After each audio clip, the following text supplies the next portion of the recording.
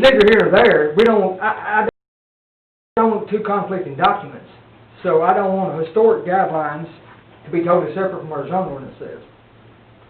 That don't make sense. That's like having a municipal code that says something just opposite of what the zoning code says. Then we wouldn't have a zoning commission and a historic zoning, I mean, there's obviously two separate things.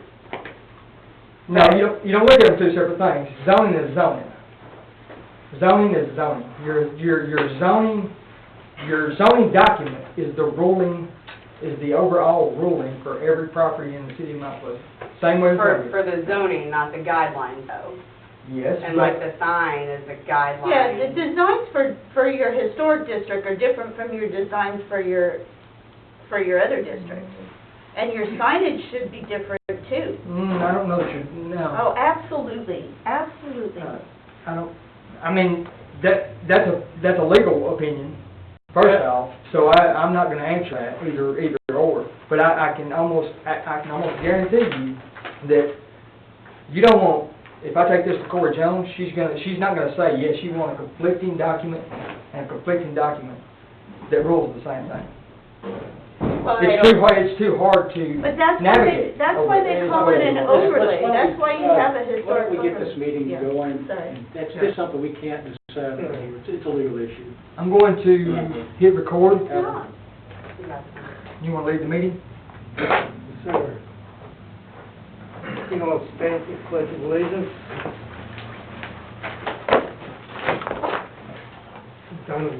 Yes. Pledge allegiance To the flag of the United States of America, and to the republic for which it stands, one nation, under God, indivisible, with liberty and justice for all. If you would bow with us, pray. Heavenly Father, we come to you tonight, Lord, and we're so thankful for this blessed day that you've given us. We thank you for this opportunity to meet. We thank you for our health, Father, blessing our families and keeping us safe throughout all that's been going on in our world today. Father, we ask that you bless this meeting and discussion that comes forth from this meeting. Let it be beneficial to all of us present and the residents here in Mount Pleasant. We give you thanks in Jesus' name. Amen.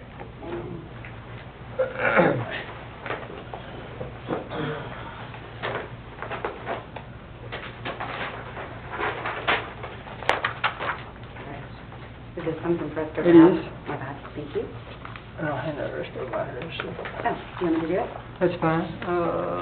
Yeah, we should have plenty up there. Oh, you already have it? Thank you. You already have it?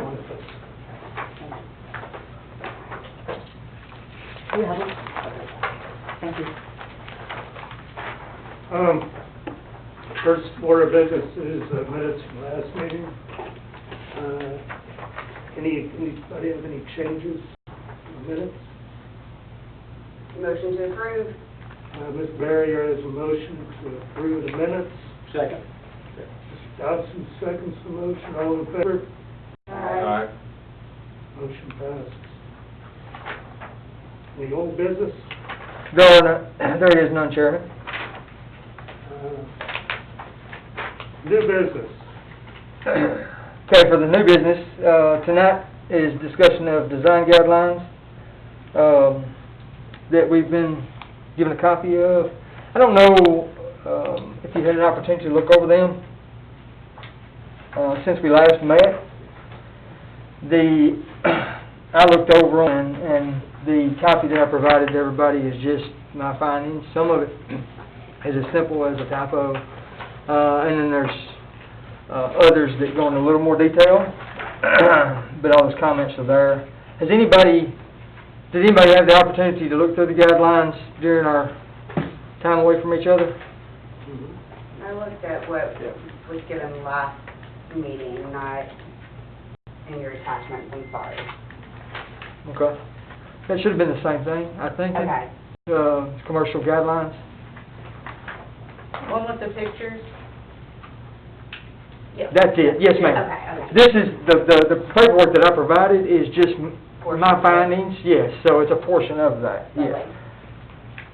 Robert, I'd like to get a clarification on Okay. that, from whoever it has to be. Okay? If it's from Corey, but I was almost positive that the historic overlay and the guidelines that we come up with for our downtown district supersede any of the other, so if we have our sign guidelines for downtown, because there's downtowns that only have a specific type of sign. And that doesn't go, that doesn't go to the other commercial buildings in town. So I'm almost positive Okay. that that's why it's called a historic overlay, because that overlays the other What's there. zoning and supersedes it. Okay. And I'll check on that. But yes, I don't think they're meant to contradict each other. It could be a supplement or in addition to, or a more detailed guideline to something that is in the zoning ordinance, but I don't think they're meant to contradict each other or to compete by any means. Because if that were the case, then everything that we have in here would have to apply to every building in town, Mhm. every commercial building in town. Right.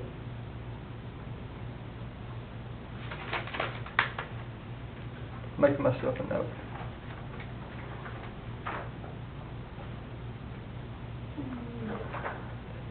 Okay. So,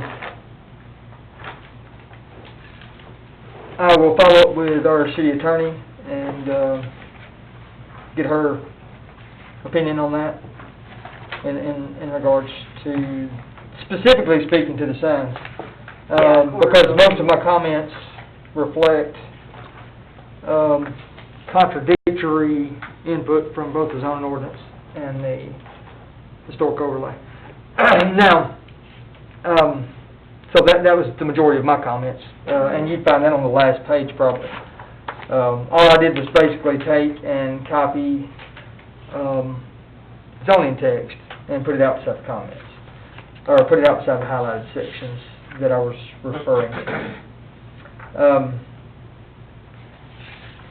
Did anybody else have any particular section or any particular focus that they clued in on while they were doing the review that stood out to you for any reason whatsoever? I wasn't here last time, so I'm just kind of curious. So some of these commercial building guidelines, Mm-hmm. is this, you know, when I see what's written in here for the fronts of them and that sort of thing, is this for future or is this for existing commercial buildings that are being used right now? It actually, it's for both. It would be applicable to both. There is a section in there speaking specifically to new construction as well. So it's applicable to both. And you're dealing with the outside features of a building mainly, any type of signage, any type of rehab work on the front of these buildings. You want to still maintain the physical integrity of what we've got down here and the character. But existing business, are they supposed to change that eventually by our suggestion, or is that just for future? It's for future, in okay. case they want to do any type of work to the outside of their structure, then that's when they would have to appear before this board for a certificate of appropriateness, just to make sure that what they're doing is following these guidelines. But you know that picture you have in here, that aluminum front on that building? what about that one? I mean, it's probably nice historic brick under, you know, the picture that's in here? If you read that, it's just using that as an example. Right, but that's a perfect example. It would be great if it got changed. Yes, but we They can't. don't have to change They don't it. have to Oh. change it. Oh, We can't force them to do that. What would happen is we have, as a Main Street, if we can get a facade improvement grant, Oh, yeah. we would offer that to them, which we've done before, and she didn't take advantage of it.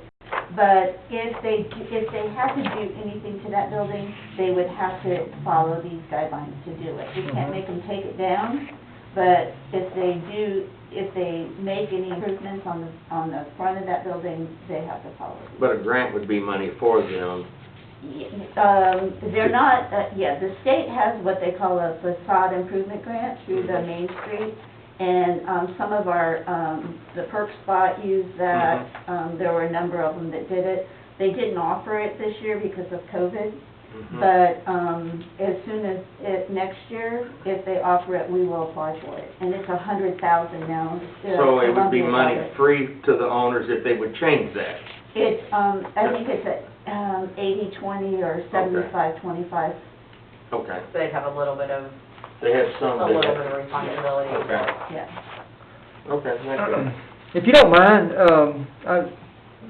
Ms. Morenci had an idea before our meeting started, to everybody present. I can go through these sections, and deal specifically with the sections. I don't have to, I guess, read verbatim, but we can, make that a point of discussion. If anybody has any questions, concerns about materials or anything to that effect that's covered in the document, if y'all would like for me to do that. I suggest we skip the typo ones. Yeah. I'll, But I was just going through the whole document, sectioning it out, that's what I was doing.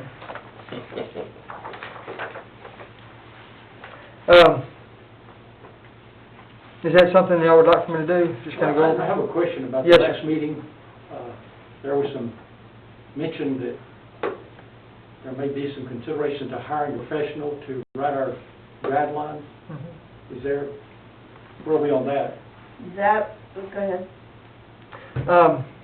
Well, you have to, it's through a grant, Right. from my knowledge, and the, I think the one that we're gonna focus on getting assistance with was through residential, Not guidelines. through commercial. Not that the commercial, I think we've got a basis here for, the commercial downtown, and that brings us to where we are currently, you know, in our finding, or in the way the board's been meeting, we're at the point to where we discuss these. We meet them out and we vet the document itself, and I think, I'm comfortable with taking this as our commercial downtown, and going through it, vetting it, and making this our design guidelines for this specific section.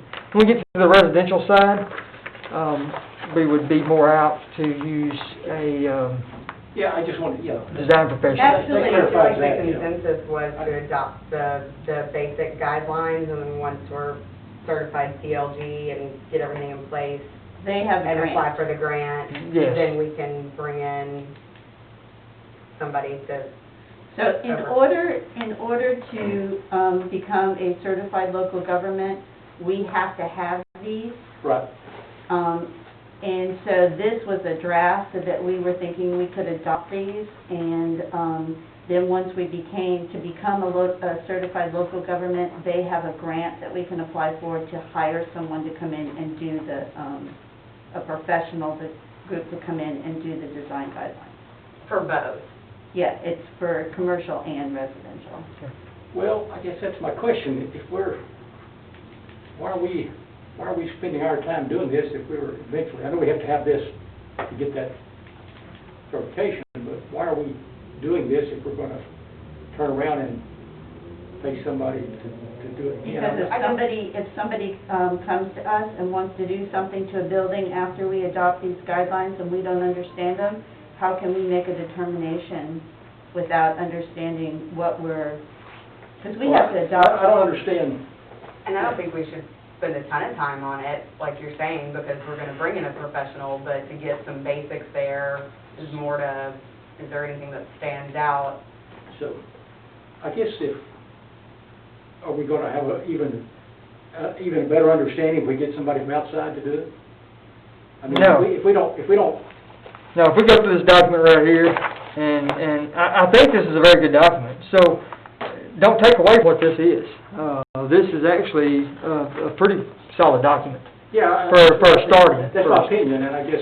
Yeah, for a starting point. I just wondered why we were going to then spend money to hire somebody. Well, to be honest with you, that's a Come in here and grant. take our Yeah. watch and tell us what time it is. Yeah, that's a grant, that is a grant, and I don't know which way it'll go. That's the powers that be and not my decision, but the grant would be, I would like to use any grant for residential, because you're gonna have more residential, outlying historic districts than what you've got on commercial. But the commercial is pretty straightforward. You wanna keep what you've got. I think this is a good document to back that up, to be honest with you.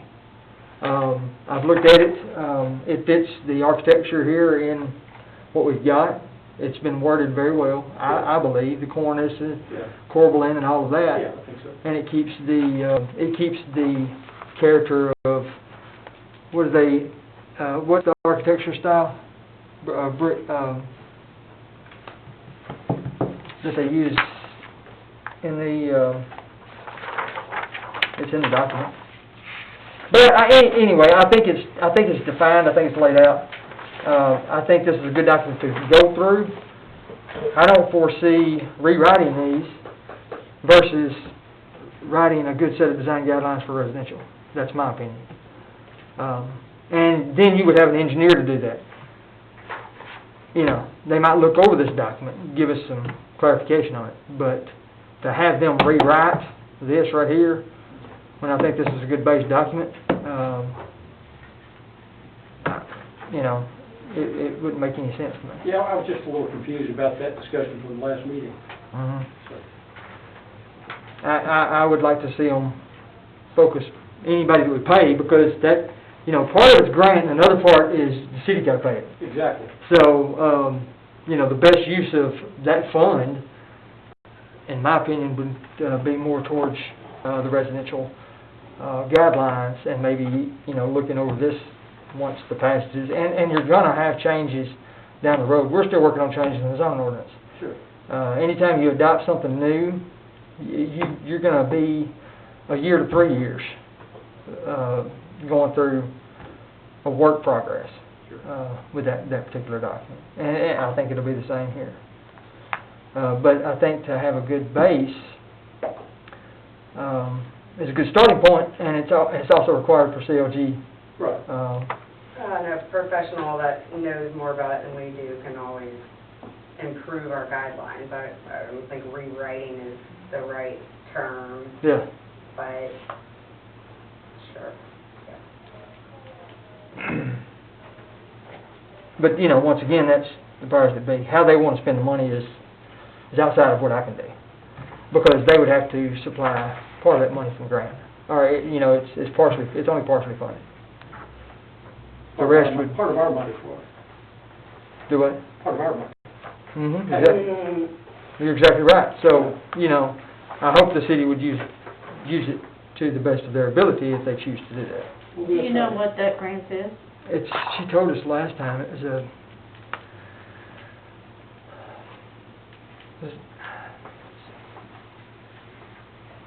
for some reason, 60/40 sticks in my mind, but I know it's not it. 80/20 maybe?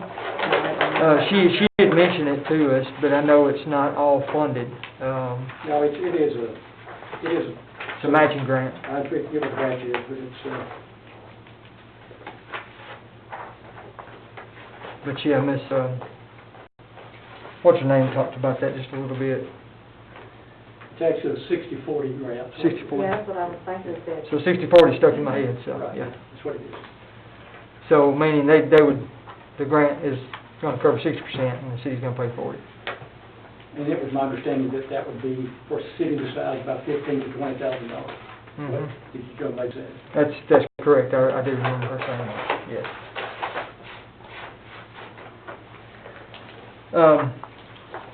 But I do think this is a solid document. I heard this perfect from somebody the other day. Planning is perfection and plagiarism, because you copy and paste a lot of your stuff. There's no sense of rewriting or recreating a wheel when you've got good stuff out That's there. right, give me the Word document, let us edit. Yeah. Yeah. Did anybody have any particulars that they wanted to discuss? I think the facade analysis that is on page 3, I think that's on point. I think the front of the document is generally flawless, in my opinion. I don't think there's anything that stood out to me. It gives good definitions of, you know, your cornice and your upper floors, your storefront. Gives good explanation as to what they do for the building, and for the downtown.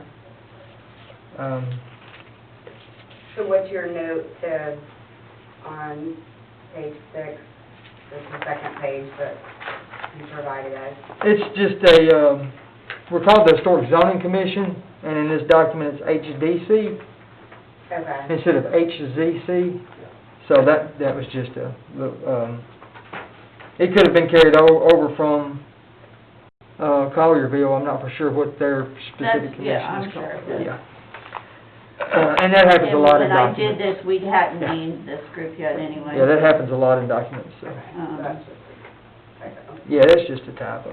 So page 6 is what, if someone came to us and they got a, they got one of the facade improvement grants, or they wanted to do they wanted to take the aluminum off of that building over there, then, page 6 is what we would, look at to make sure that they are going through what our, they are following our design guidelines.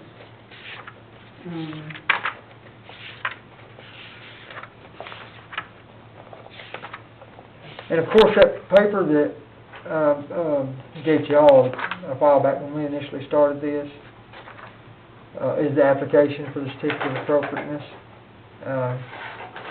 And that's going to be the requirements that people need to meet. When they fill out this document right here, I don't know if y'all got it handy with you or not, but it calls out rehab, it goes back to facade improvements, new construction. There's several things on the certificate of appropriateness that would, in essence, come before y'all with the plans. And then these would be the guidelines, as Donna pointed out, that we would work with. And I think they're pretty simple and straightforward.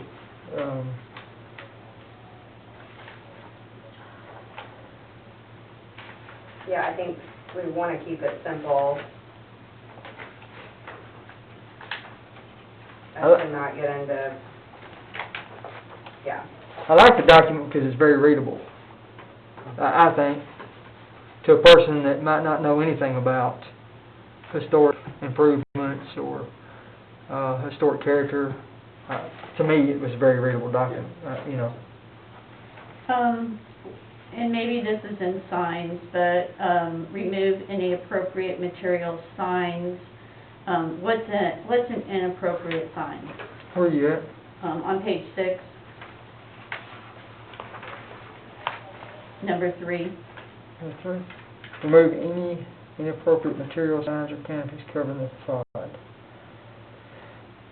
I mean, that came out of Collierville, so Well, that's why I want to go through it, because I... Oh, yeah, most certainly. I think maybe we define what inappropriate is. Well, my concern is Williams Drugstore sign over there.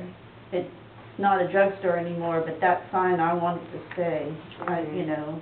Painted on the brick or Yeah, stamped, it's whatever. been there for, I've got old pictures in my office of that with horse and buggies and that sign's up there. So I want that type of thing to stay, and I don't know That's part of if, the marking of the building, historical part, that shouldn't be removed. yeah, I don't know if that would be considered inappropriate, because it's not for what's in that building, but... Well, and again, I don't think I think that we don't want to get super specific in the guidelines, because then we're held to those. So broad and simple, but then they still come before us. But yeah, I wouldn't want to lose that either. But you know, 4 mentions features that are original to the building. So, to me, that would fall under there. You know, Okay. materials, features that are original to the building and are sensitive to remodel. So that would definitely cover that. Okay. I just want to protect... Oh, yeah, I agree with that, you. you know. It's awesome. I mean, that's the reason for doing that. Okay, well, if you think that covers it, then that's fine with me, I just didn't.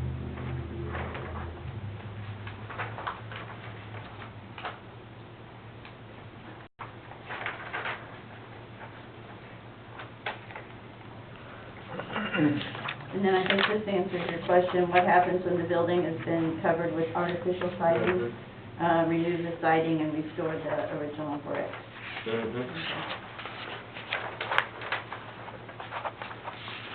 Yeah, and it also conducts pictorial research to determine the design of the original building, which may include the thing on, Williams Drug Store kind of thing.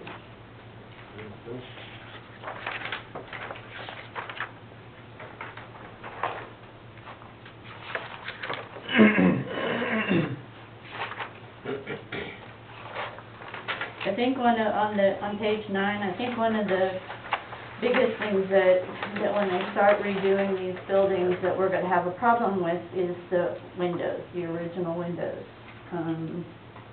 For instance, the grill, they just replaced all the windows upstairs. We would not allow them to do that with this document. Is there not somewhere in here, like, we're not trying to make things more, not to replace with cheaper artificial, that if you retain all elements, but if you can't use compatible elements? That's the way I understand it. I mean, you can't sometimes retain some of the original material because it's just not repairable. Or But the design has to be the same. The same kind of design. Yeah, but Yeah. you can use, as you said, Comparable material, for sure. right. But, no, A says retain the original windows and keep painted surfaces well painted.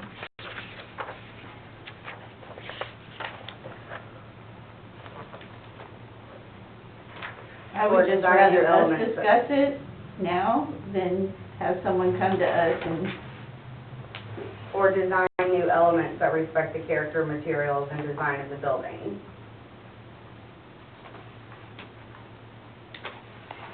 I thought that was in here somewhere. Yeah, it's gonna be back in your windows. It's in there somewhere. It's gonna speak more to it than, that. Page 6 says it, it's in here multiple times.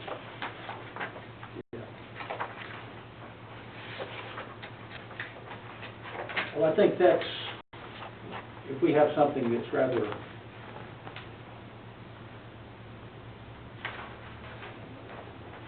yeah, we need, If you look at page 9, in your document, yeah, that's what I was looking at. okay.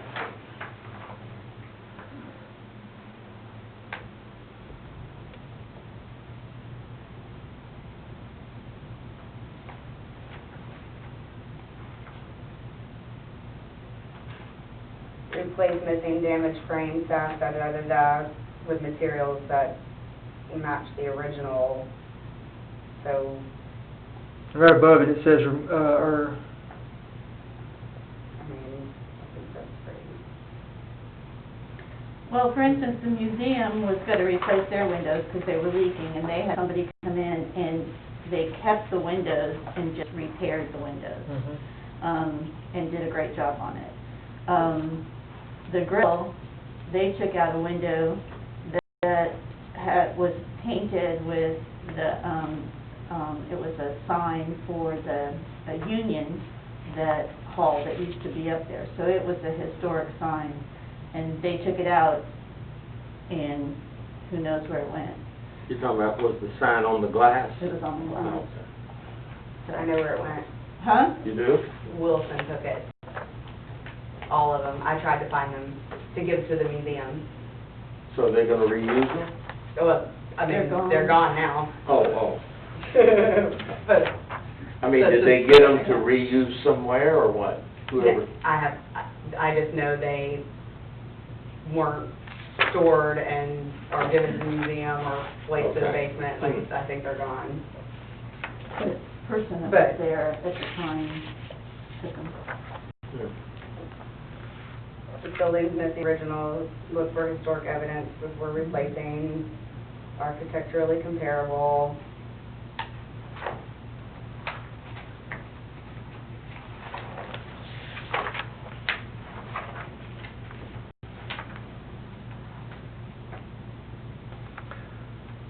page 12 goes on to say for secondary elevations, 12 and 13, repair existing windows when possible and avoid replacement. If they are replaced, ensure the design of the window matches the historic window and has true divided lights instead of clip-in munition bar type. Installation of storm windows is necessary. See windows on page, of course that's the page. Regarding proper procedures, remove any blocked-in windows.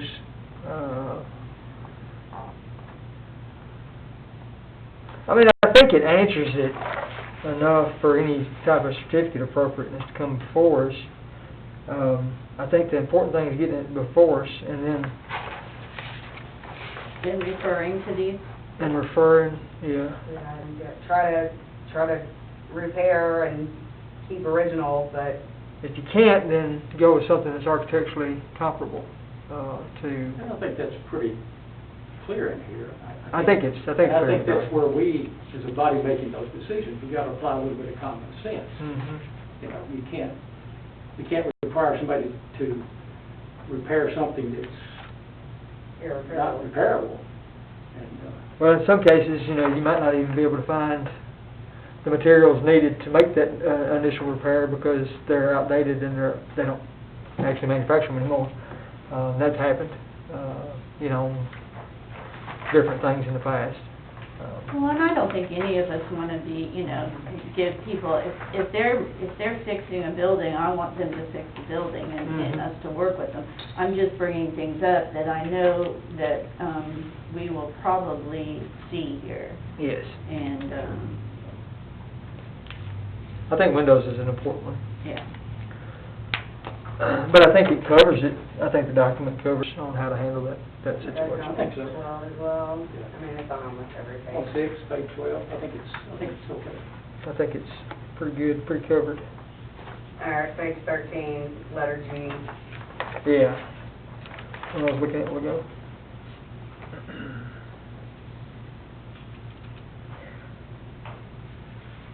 The signage on the buildings, I think it's important that you keep the signage as well. But here's something that I wanted to ask y'all. Okay, so,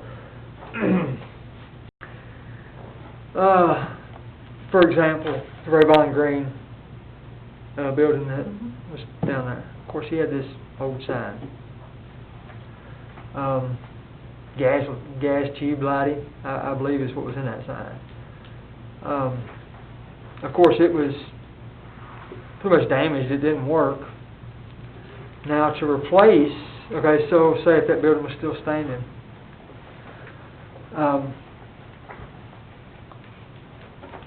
there's a section in our zoning code that says, you know, signs that have fallen out of repair need to be removed. Basically, it goes back to safety and making the building look terrible. But then I go back to that Raybon Green sign.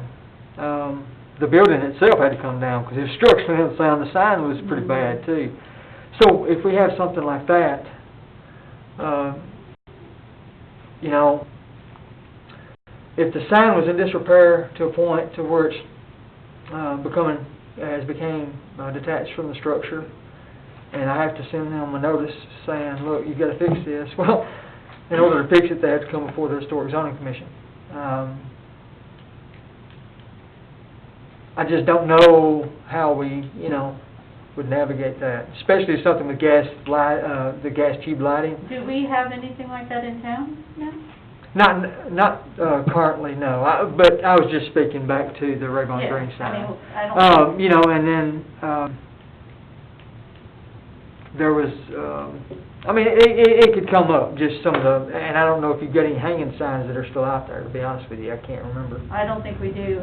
The last one we had was, over the probation, and they took it down. Okay. And as long as we don't have no hanging signs, that's perfectly fine. I can't Smelter's think. hanging, I mean, it's attached, smelter's hanging, it's attached to the brick. I don't know what you mean by hanging, like swinging hanging, or? No, I was basically talking about the big, old style Neon signs that, and- the light signs and stuff, that, because they are, Raybon Green sign was probably historic in nature. Oh, absolutely. I would make that assumption, but to tell him to fix it up, I don't even think they make that type of tubing anymore for Yeah, lights. is it Columbia Neon? They do. Fix them all. They, Do they? those are worth a lot of money, those signs. Okay. But, you know, just something to think about, you know, signage, I think. We don't have any of Yeah, those. signage and windows, I think, is gonna be, signage, windows, and awnings, I think. Well, and color. I think color will be, but maybe, And that was one of the things that Tom Moriarty is, he is probably the foremost authority on historic areas. We sent him this, and we sent him the zoning, and met with him, did a Zoom meeting with him. He actually is, I've been to a number of, meetings where he was the invited speaker for, National Main Street, and he's worked with the historical preservation, he served on a lot of boards for them.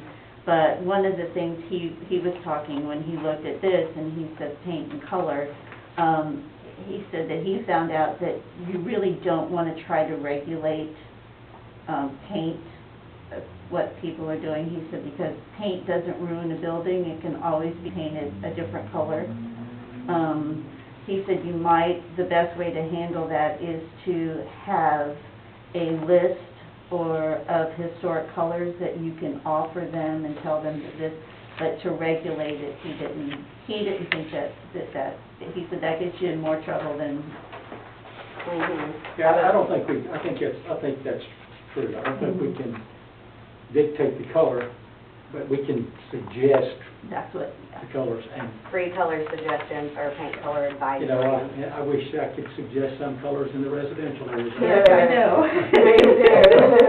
But anyway. Yeah. We'll get there. Yeah. So I don't know what it says in here about it. I can't, page 16. yeah, the Secretary of the Interior, they do have, this actually comes from their, design guidelines, and, they do have some suggestions and stuff that, you know, that we could do. I just don't want, I mean, it would be really hard for me if somebody came up and wanted to paint, one of the buildings downtown purple paint. But I think that we have to be really careful on how we approach that. Well, number 4, I think the paint, see, because I'm looking at, there's different eyes.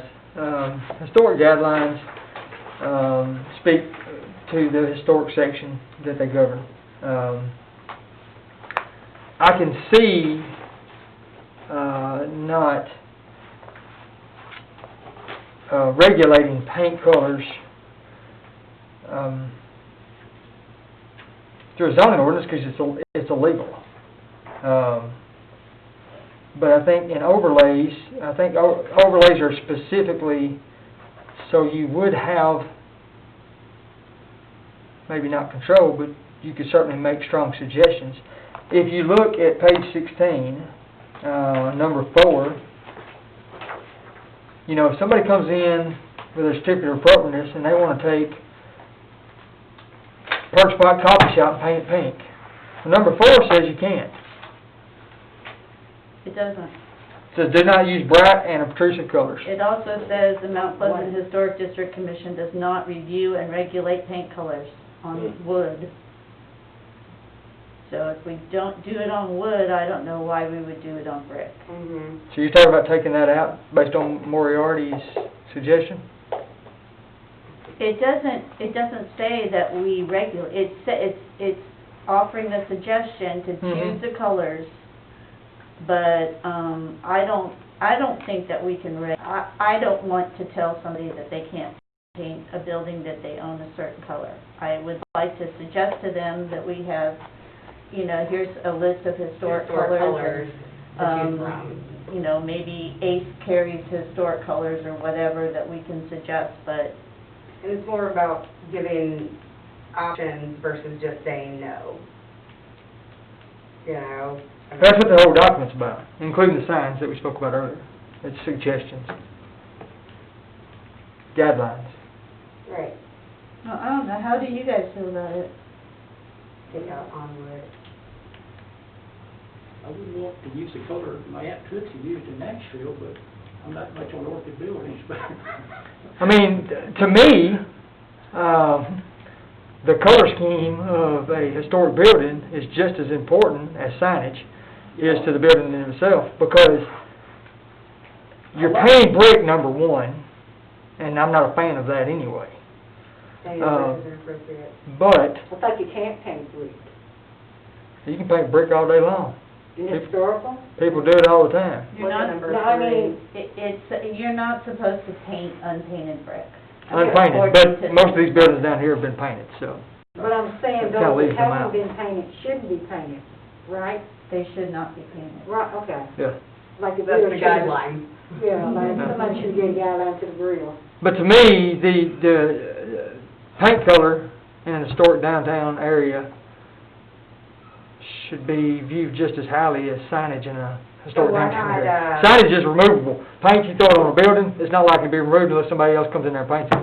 So why not on number 4 on page 16, add in, choose colors that blend and complement the overall scheme, do not use bright and obtrusive colors, should be limited, see such and such historic colors, list for options, kind of provide where they can go for color choices. Or provide a list in the document as well, because it refers to the page, number, and we could include a list of historic colors. Well, I think the first statement in number 4 really, it needs to complement Mm-hmm. the rest of the downtown area. Mhm. I'm like, Don, I don't want to dictate colors, but It needs to blend. I think we, in some cases, could say no. I'd take I that. think you have to have a basis to go by, and if you don't have a basis, if you're unsure, when it comes to a meeting and somebody's asking to paint a building, Yeah. we're gonna have this discussion right here, and they're gonna walk out the door and paint the building whatever color they want to. Yeah. Robert, on number 4, Just put let's whatever. just take out the sentence, Mount Pleasant Historic Commission does not review and regulate paint colors on wood. On wood. Wood, but take that whole, Sentence out. and just say, here are the guidelines. Mm-hmm. So you're not saying that. Yeah, I think we could just remove that statement. Yeah, just take that one out. That show the options or where they can Yeah, go just get go, that. here's a list, give them plenty of options, but. And I think we've gotta get to a point to where we are in agreement that when something comes before the board, or y'all are in agreement, when something comes before the board, because I have no rule, I have no vote in the matter. But y'all would be in agreement to take a certificate of appropriateness, regardless of what it is, look at it, make an assessment off what they've submitted, and say, well, this don't follow our guidelines, and if they question you on paint color, for example, what's gonna be y'all's answer? That's the biggest thing. Once you get these passed and somebody comes before us, the biggest thing is, you've gotta have an answer We're when a gonna be able meeting's to back it happening. up. So, we gotta make sure that we're either here or we're there. We can't see one person that comes in the door and says they wanna paint the building this color. We don't let them because we go by this document right here. We see another person come in the door that wants to paint just an obtrusive color as the previous person, and we allow them to do it. We can't be wishy-washy. So we've either gotta be here or But there. what's obtrusive to one is not the same to the other. Everything's, That's why we all have a vote. I 100%, yes, I 100% agree. It's interpretive. Yes, it's very I'm just interpretive. going by what Tom Moriarty said, Mm-hmm. because I really respect his opinion, and he said that will get you into more trouble on a historic, committee, is to try to dictate what colors people do. He said that'll get you in more trouble than anything else. Right. I don't think you dictate it, though. You give them an implied I think that. list I think that you says should this is what we suggest expect. What you suggested. and do that. But Yeah. if it comes down to it, Yeah. I don't think, and what he said, because I think you have that memo that he sent, don't you? Over here. What he said was, why don't you read that?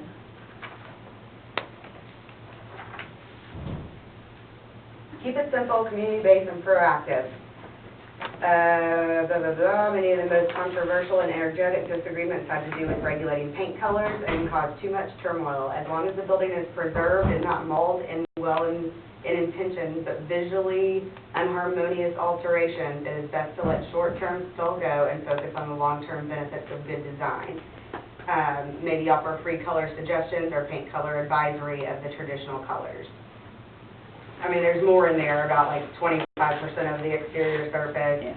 but I mean, do you really want me to read No. 3 paragraphs? Okay. That's basically what, so, I just, I mean, it's in the document, I think it's clear in the document. So I don't think, other than that section taken out that Chairman suggested, I think, in my personal opinion, is number 4 is fine, exactly the way it is on page 16. except we don't have the tips on the next page. Yeah, I noticed that. So we're gonna have to put, get appropriate, Paint colors or palette. You know, remove that one sentence, and then if we wanted to, we could even take out the do not use bright and obtrusive colors, just choose colors that are harmonious and blend and complement the overall street scheme, something like that, so we're not too restrictive, but then provide a list. I agree. I don't know how you guys do it. I think generally people expect in a commercial downtown district, they expect paint to be somewhat governed. I think it's an expectation, because, like I said earlier, to me, once your building is painted, it's gonna stay and stay and stay and stay. A sign can be taken down any time. But that building is liable to be green for the next 10 years in an historic downtown district. So, I think the suggestions are good, though. Paint colors and stuff.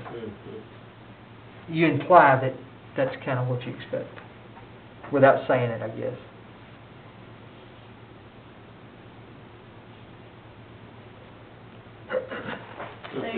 So are we taking out, do not use bright and obtrusive colors? I mean, I think it's kind of redundant to the first sentence. Yeah, okay. You have a list. And are we taking out the next section on the Mount Pleasant Historic District Commission, I would. does not regulate wood? Right. Okay.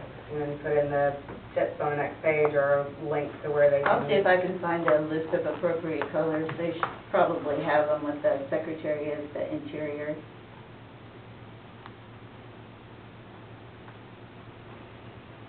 It's a good discussion.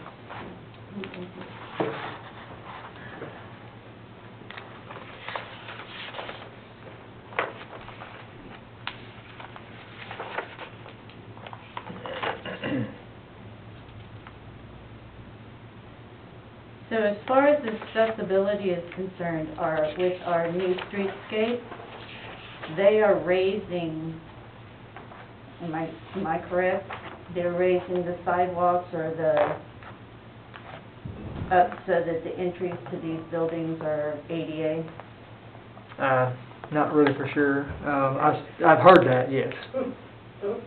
I've heard that. I think so. I think they are. Mhm. I would think if the city's gonna be doing any of that major renovation, they need to comply with ADA. Yeah, well, they have to. It's a federal grant that they're using. So they'll have, But I think that because, I think the sidewalks have to come up to, I'm almost positive that's in there. So we wouldn't need grants. Well, I mean, anytime somebody builds a ramp, they gotta get a building permit anyway, so I'd govern that. Building code governs that. So if y'all want to take out this section, it's fine, but they have to be ADA compliant. Yeah, I see that. Do we need to include anything about accessibility to second levels? I mean, It spoke about, well, accessibility in the case of elevators. 'Cause I remember seeing elevators in here. Yeah, it's It's on the just same down page. under On the same page, okay. Yeah. that's not for the second level, though. You can't get to the second level Of any of them, the grill. or any of the buildings ADA compliant. Mm-mm. I think we Maybe leave that let's in not there put it in because there. it tells how you screen them, you know. You can screen like chair lifts and stuff like that in order to do it, but I don't think that we're gonna need, that we're gonna have that problem.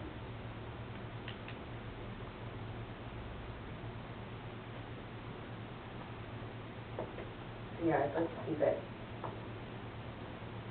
So then the new construction is setbacks and spacing. Setbacks, from the street should be, Uniform. uniform. For example, you have, the bank, that should not have been like that. It should have been on the street, the same setback as the rest of the buildings. Yeah. We have some Especially very infill adjacent. down here, but not a whole lot. But if they wanted to build a new building, for example, Smelter's building is perfect as a new construction. It doesn't, they didn't try to make it look old, but it fit in with the rest of the buildings, and it has the same setback. The windows are basically the same type, you know, size windows and spaces and stuff. So that's what we're looking for with new construction.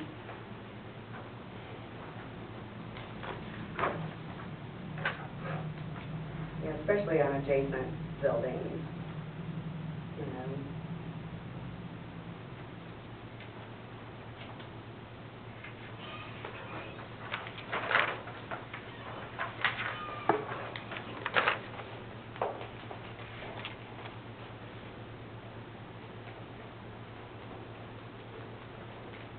So basically, that's all that does is, with the new construction is how you fit it into the old. Yeah, I think this is really right on target.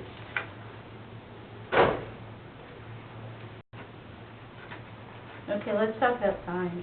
It's not. Signs is gonna have to be there. I think signs, here's my suggestion to y'all, okay? Since we do need a legal opinion on it, let's get that legal opinion, and let's discuss signs as our next point of Okay. focus. What is Yeah, that? 'cause it's, you know, and it's. Just get the legal opinion and then go from There's been there. a big controversy in Nashville, it's a zoning issue, and then whether we have any authority over that or not, we need it legal like that.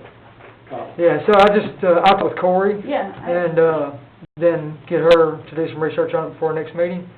And then, if y'all would like, we could discuss signage at our next meeting. But I think But you already have zoning issues to deal with signs, don't you? we do, Or how they can be, how far we they hang out. got 3 or 4 pages on signs. Yeah, that's what I say.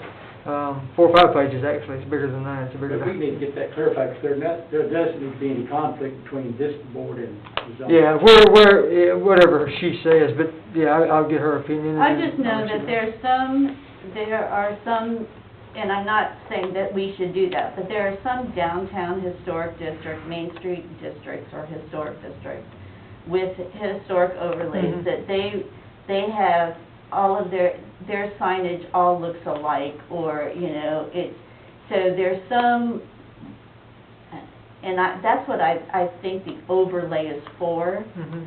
that it goes over the regular zoning and that. So I think we make them fit, but there may be some additions to what we have. And I know one of Tom's was on your corner buildings. Do you want me to give you a overview? using only the main facade as a controlling mechanism does not account for corner locations, which should be able to have more than 2 signs. So I guess the ordinance only allows 2 signs. I wouldn't restrict properties to only 2 signs, but use a maximum square footage for all combined signs. It's better to allow more choices, but limit how big multiple choices can be. Who is this individual y'all keep quoting again? His name is Tom Moriarty. And what is this, what does he do? He has, a company that, We haven't had a meeting with him, though, have we? Oh, no. no, And then you mentioned non-conforming we had a Zoom signs. meeting with him. He's been here, he's been to Mount Pleasant a couple times. We've worked with him, for quite a bit. But he is an authority on historic downtown and stuff like that. And so he looked at all this and just gave us for Yeah. free some suggestions that I think we should definitely take into consideration.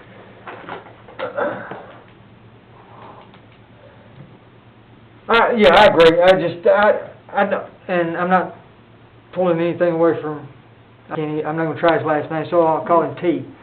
'Cause I mess it up You every can time I call say him Tom. it. I mess it up every time I say it, so. And I'm not detracting anything from this man, but the gist of what I've gathered from him, just hearing him talk, is he's done a lot of things in the north and a lot of things in Florida. He did Franklin. Did he do Franklin? Well, And and as a result, what have you got? And he's in Carolina. As a result, what have you got in Franklin? Do we want that here? Yes, you have an amazing downtown area. I understand. And that's but what he did. We want that here.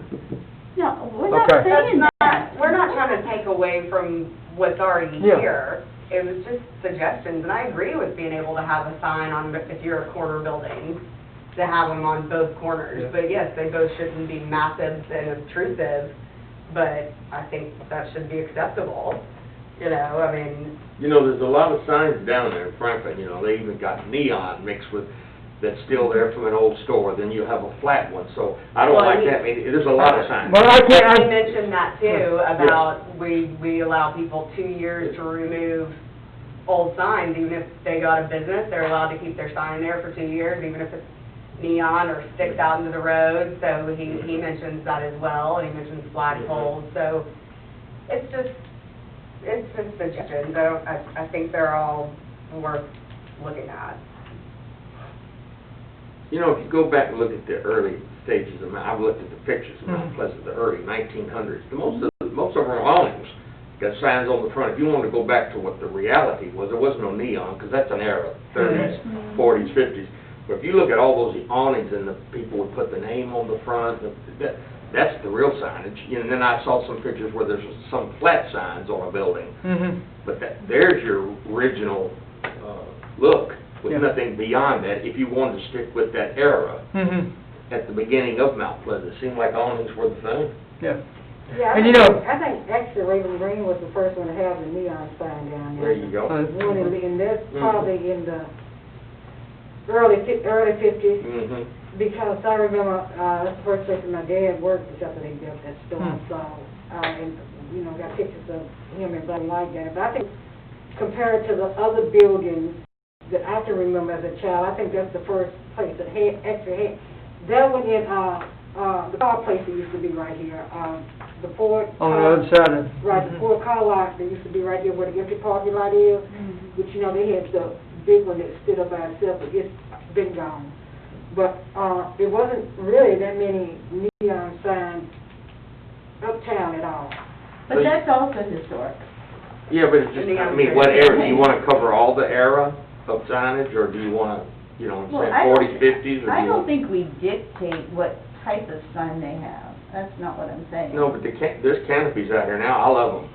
The canopies that are out here Mhm. on buildings, I think it's kind of cool, you know. I like I love canopies. Mhm. But I'm just throwing that out, there's such a long era of signs where it changes. So I don't know